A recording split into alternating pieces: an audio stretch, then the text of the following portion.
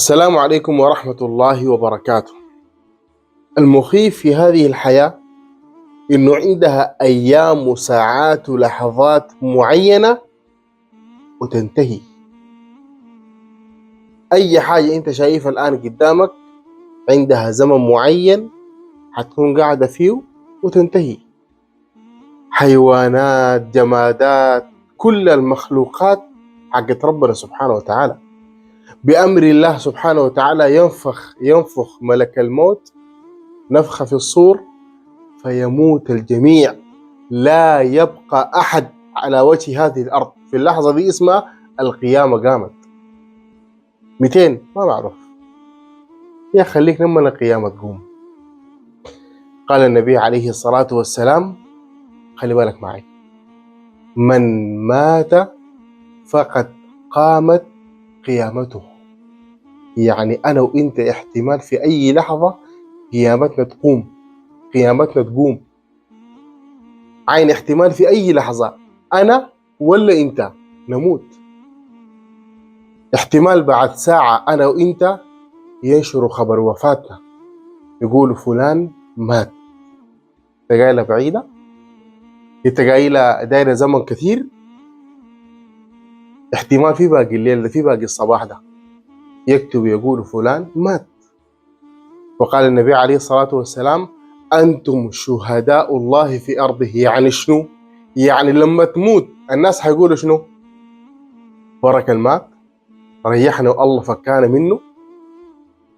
ولا مات الرجل الطيب، ماتت المرأة المحترمة، البنت المحجبة المحتشمة، الرجل البشوش الكريم، الرجل الصلاي، الرجل المنفق، الرجل صاحب الأخلاق الطيبة. يا سلام، رحمه الله وغفر له.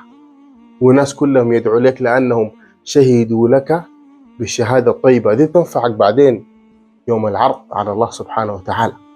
دي لما نجيبوا صحايفك ويعينوا في الحسنات والسيئات ويلقوا حسناتك سمحة، دي بتنفعك بعدين. دي بتنفعك لما تجيب في الميزان ويجوا يوزنوا لك حسناتك وسيئاتك، يشوفوا الكثيريات ويدخلوك على أساسها. ربنا قال فمن زحزح عن النار وأدخل الجنة، ربنا قال فقد فاز. ليه فاز؟ لأنه الحياة دي كلام فارغ ساي. إنما الحياة الدنيا لعب ولهو وزينة وتفاخر بينكم وتكاثر في الأموال والأولاد، والآيات كثيرة في الكلام ده، وأنت عارف الكلام ده. لكن إياك والغفلة. الموت بيجي بذكرنا لكن سرعان ما ننسى. الموت بيجي بذكر الناس والناس بينسوا. طال كثير ما ماتوا لنا ناس طيبين وناس كويسين وناس بنحبهم ونجلهم، لكن الدنيا عشان في قلوبنا شديدة بننسى ونغفل.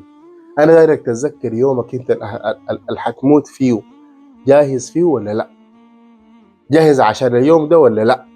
قدمت حسنات ستقبل وستكتب وسيكتبها الله لك وتنفعك بعدين لما تموت.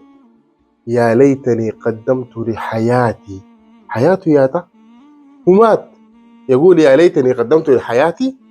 كيف يقدم لحياة هو خلاها؟ لا، ما قصده حياة الدنيا، قصده حياة الآخرة. عين لها قدامه قال يا ريتني لو قدمت لحياة غير قدامي دي. قصده الموت. الموت يا حبوب، الموت الممكن يشيلني ويشيلك في أي لحظة. تبقى له جاهز بتوحيدك وحسن علاقتك مع الله سبحانه وتعالى. توحيدك قلبك تمام، ما عندك أي مشكلة مع ربنا سبحانه وتعالى. ذنوبك دي كتر من الاستغفار وكتر من الأعمال الصالحة، لأن الحسنات يذهبن السيئات. ربنا يتوب علينا وعليك.